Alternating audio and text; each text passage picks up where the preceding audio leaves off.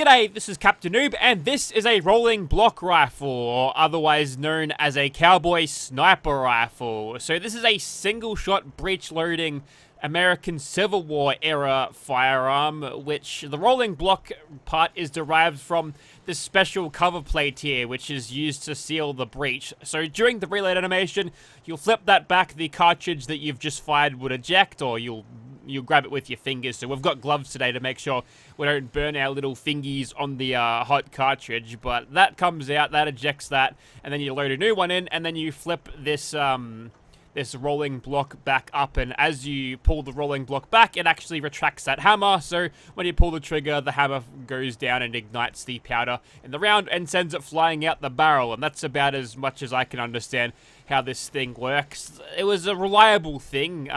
Remington picked these up, and I think Springfield made some of these things moving forward. So, you know, they've done a pretty good job here. It's a very simple action, but not prone to much malfunctions. You can be very rough with this or have it pretty dirty, and it'll still fire fairly reliably. So perfect for your Cowboy, where you don't have to worry about, or you don't have time, or you don't have to worry about maintaining the weapon and cleaning it every now and then. So I suppose there's some... The most successful single-shot rifle of all time is actually the Remington rolling block rifle, and this one appears to be a reasonable facsimile of that firearm, down to this sort of lever on that rolling block canted off to the side there. I think that looks cool. Adds a little bit of that personality, but in real life, these things were chambered in many different rounds, but they've selected the Far Harbor 4570 rounds, the same cartridges that the lever-action rifle fires, which I think is fine. There's a little bit of a Cowboy vibe to the lever-action rifle, so I think that is a perfect choice for this thing, and also historically accurate, because, you know, what didn't this thing fire?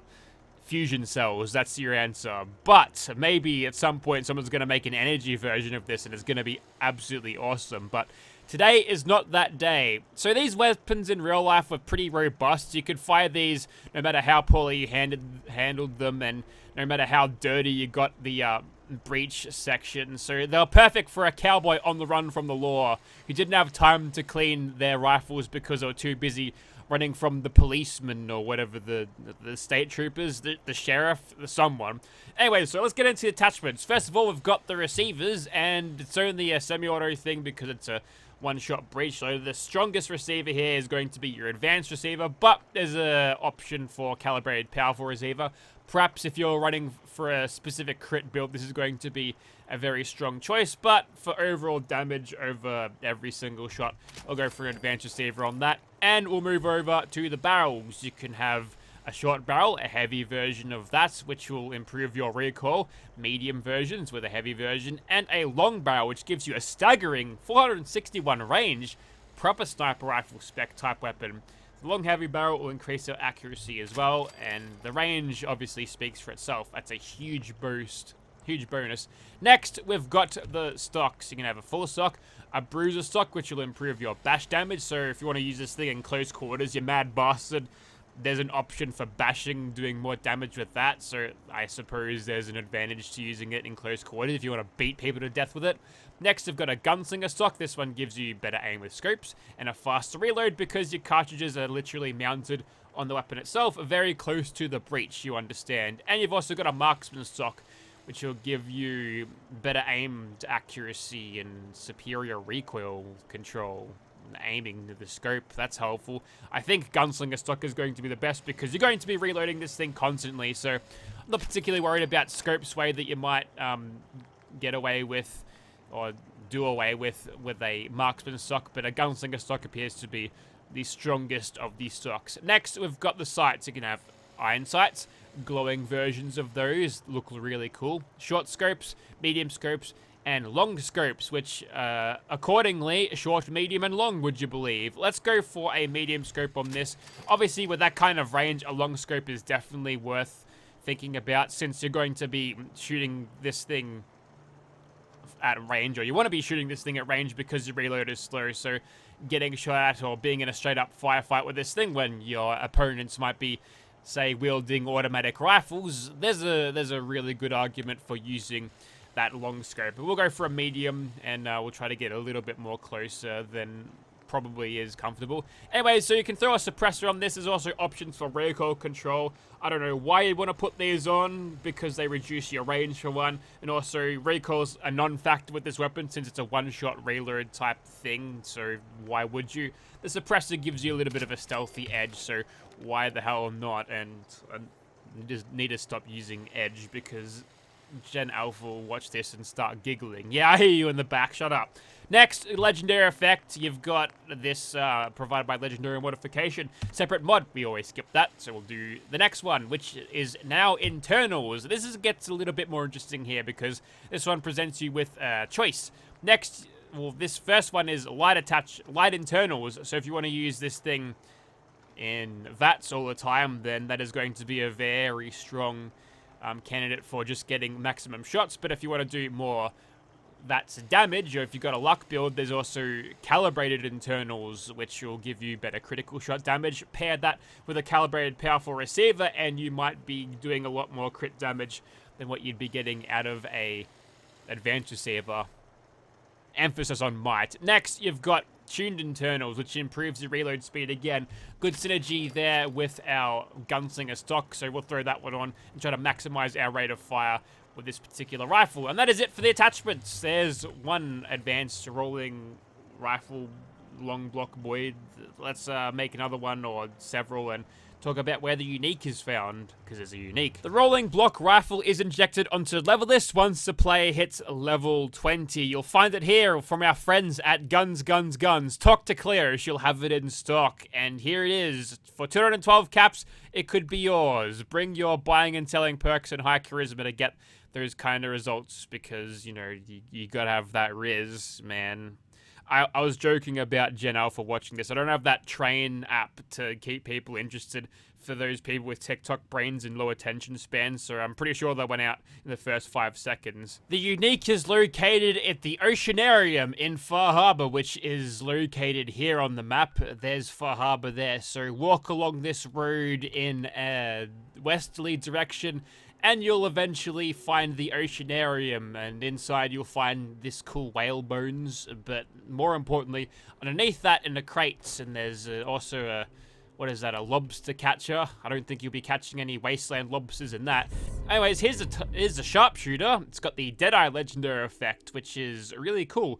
Also, no suppressor. Gonna have to change that receiver, but some gold plating on there looks pretty good. And if you're wondering what Far Harbor looks like when the weather's always clear all the time, it looks like this, which is... nah, I hate it.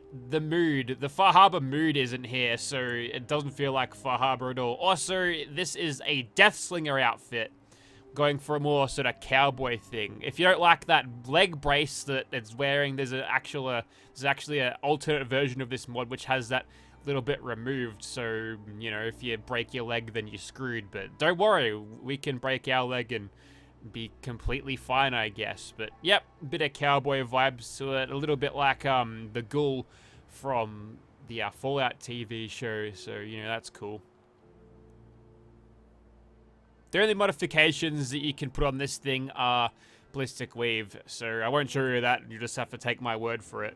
You calling me a liar? Alright, welcome back to the Immersive Gunners Plaza. I've set the time to 12 PM, so that's currently high noon, so, you know, cowboy memes. Also, if I look around with this rifle, the hammer moves back and forth. Is that supposed to happen? That's interesting. It's sort of deconstructing as I move it along. Anyway, so this is the rolling block rifle that I created in the beginning. You'll notice in third person, the animations, they don't line up too good, but I believe that's been acknowledged by Dak and Peg, as it were, and they're looking for a fix to that. But the reload in this thing in third person is fast. In first person, it's looked like this. And look how fast you can reload this. Again, this is with the improved reloading internals and the marks of the gunslinger stock, I should say. So I think that's faster than what you can rechamber a hunting rifle in. So perhaps it's going to be faster than I thought. Also, this is a shorter barreled version. This is going to be my VATS-centric one. So I've got The faster reload stock, I've got the calibrated internals, the calibrated receiver on it, so if we flog this thing in VATS and use it for maximum crits, then it's going to be, hopefully, effective. Also, when you fire this thing, the hammer doesn't actually fly down and strike the round at all. It just sort of explodes by sheer force of will, I guess, and they're shooting at something. Let them get to that, but lastly, we've got to look at the sharpshooter, complete with its Deadeye legendary effect, and a stock that I should have replaced with a marksman's one, because even in slow motion, that is some hefty scope sway. But we can always counter that, not by grappling, by holding our breath, and that will reduce AP, but I think that'll be fine. I'm going to deal with whatever NPCs are there aggroing everyone, because I want to do this nice and stealthily. Also, I changed Rain's hair so it actually shows up under the hat. Okay, it's go time, and let's start this off not by using a suppressed version. Let's go with our sharpshooter Deadeye version. Is that a... Did we kill them there? We didn't actually kill them there with a headshot. Well, looks like we're going to need Ace Operator to get the job done, so let's try that. Yep, that seemed to work out pretty well.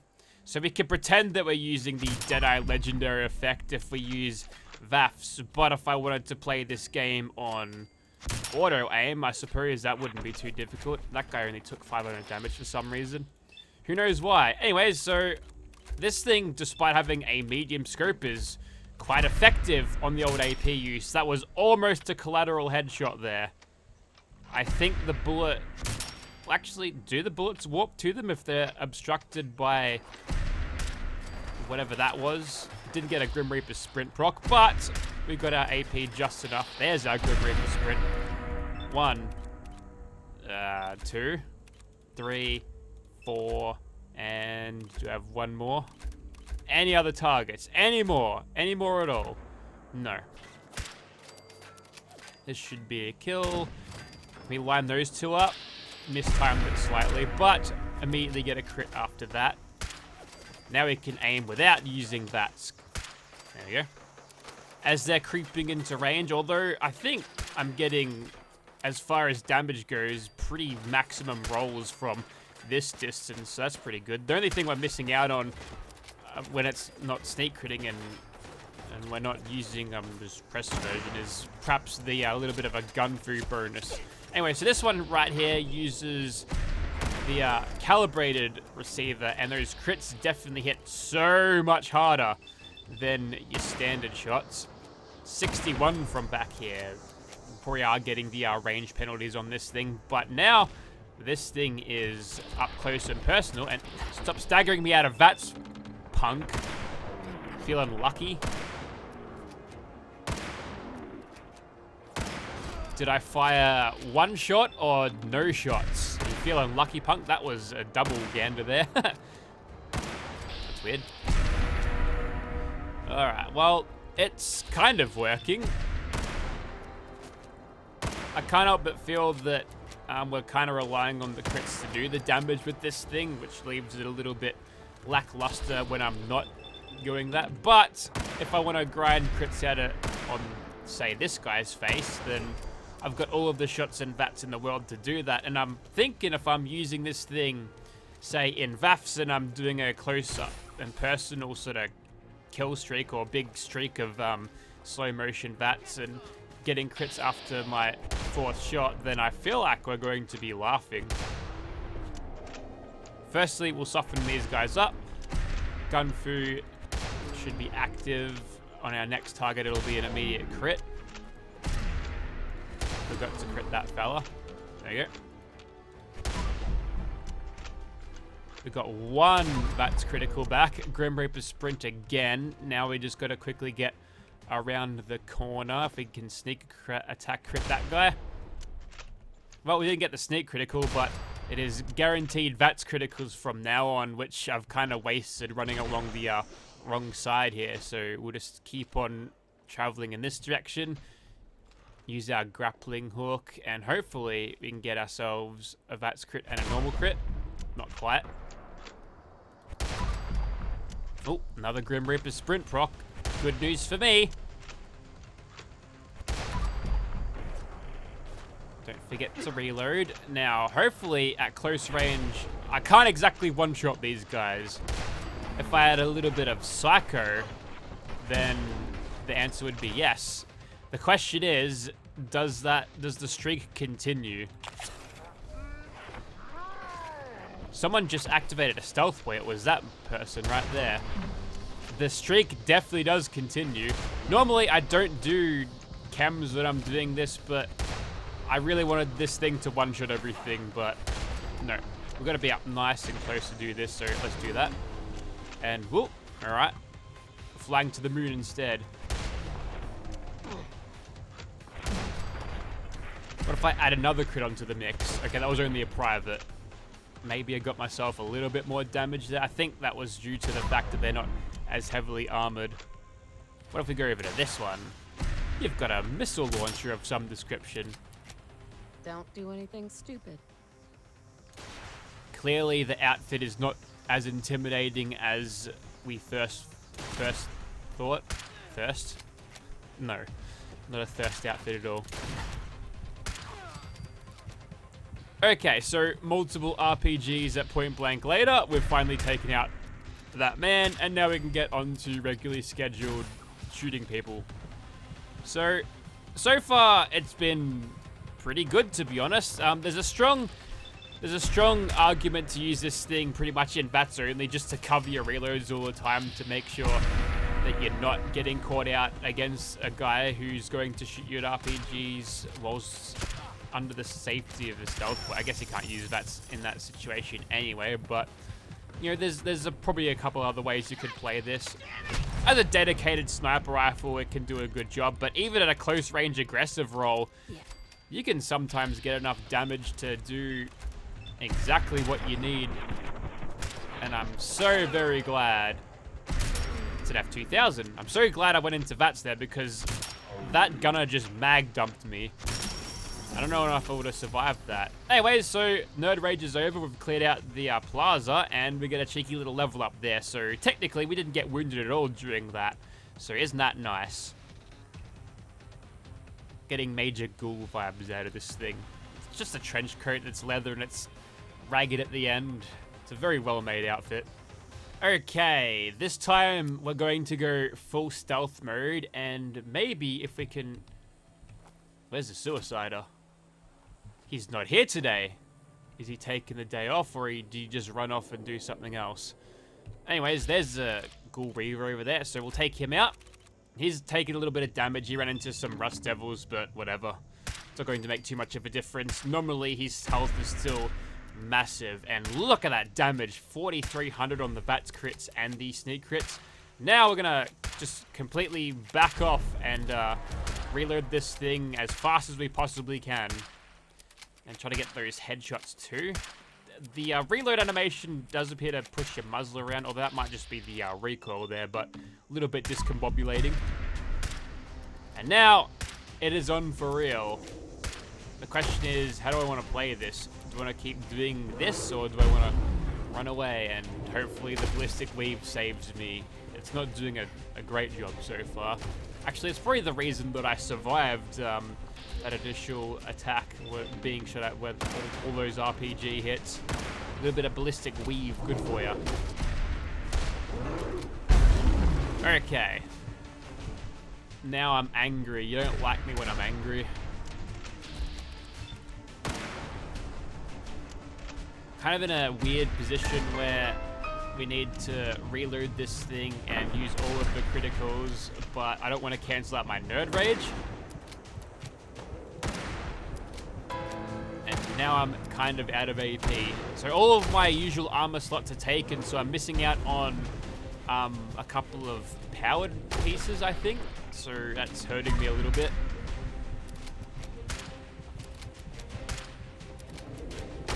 The defensive advantages of this thing. Oh, that's critical. Let's use it. That's a sniper knockdown. Very timely. Let's try to get a little bit more of that happening.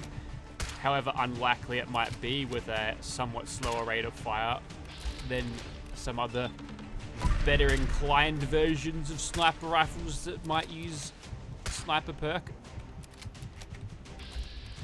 just getting any AP I can. That's a critical. We might be able to finish off with one crit. Not quite. But he did get stuck behind a tree there. Alright, one more. Wow, it really doesn't get much closer than that, but the job is done. Barely. You know, that could have been played a little bit better, or if we did it during the night, we'd be able to easily just kill everything and not have to worry about being detected at all, but that was a good shot. But it survived, so we're kind of throwing this weapon into the deep end, probably doing something that it's not really designed to do. That was a timely duck for you, friend. But despite us pushing to this thing to its very limits to find out what it can do and not really using it for its intended role, it is surviving just, which I think is pretty good. So this weapon, it's not going to be weak by any stretch of the imagination. You can play to its strengths, but even if you don't play to its strengths, you can somehow get away with it. So, yeah, that's not bad at all. I like it. So you don't have to worry about playing perfectly to use this thing. If I was using a hunting rifle and doing that, I'd be dead like 40 times over by now. Alright, so the last test will be trying to kill the Wendigo using no VATS, but only the Deadeye legendary effect from the sharpshooter. Without the suppressor, this might be difficult, but we'll get started. Worth mentioning that during the last fight, I was under the influence of Psycho, so that damage that you saw against one, that was enhanced by that not the legendary effect. What's the equivalent of the mighty legendary effect, but I was getting a quarter extra damage out of that, so just be aware of that. Also, I figured out that I wasn't actually equipped with ballistic weave on the hat or the armor thing at all, right? So I went and changed that. But I've found that fighting this guy, I've tried a couple of times now, and he's one-shot me at every single moment after mutation threshold. If I get hit once, I die. And I think the reason for that is because I'm not wearing the standard armor, which is usually a couple of bits of powered and at least one fortifying and 2 sprinters. I think it's because I don't have the fortifying legendary effect giving me a little bit of that extra endurance, which at this level cannot be understated the usefulness of, because with my endurance, I think I get about 1400 health at this level, about 126. I think I leveled up just before. You can go back and check that. But adding even more endurance onto that gives you so much of a extra advantage compared to a little bit of extra defense from the ballistic weave, so that's worth thinking about. But anyways, this weapon actually works extremely well with the Deadeye legendary effect, and for some reason he's sitting there on the island just sort of vibing. I think I broke his pathing, but yeah, he goes on a bit of a cartwheel when you get a sniper knocked out on him, which is always pretty satisfying. I got a sneak critical on him just now. Great. Perfect. We're actually using this at its intended purpose. That was a Todd block right there. But I found using this weapon with its legendary effect, the sharpshooter unique, it's satisfying because the slowdown comes at a predictable time, and this thing's catered into its rate of fire and the reload speed. It means that as soon as you aim down sights, it's going to slow down no matter what. So you can line up your shot perfectly, and by the time the slow motion's gone away, you'll have that next round chambered and ready to go, and by the time you aim down sights once again, you'll enter that slow-mo. It's very satisfying, very well-executed legendary effect, and I think fitting for a cowboy weapon, a sniper, having the Deadeye legendary effect. I think that works out pretty well. So far so good. He got lost out on the high 7 seas on Spectacle Island over there, but so far it's been a pretty cruisy fight, and ooh, I survived that. Well, we're in Nerd Rage now, so may as well make hay while the sun is shining. Try to capitalize on all of this damage. Oh, I'm reaching for the crit button. I stopped myself. 1, 2, 3. almost 4. Almost a quadruple backflip there.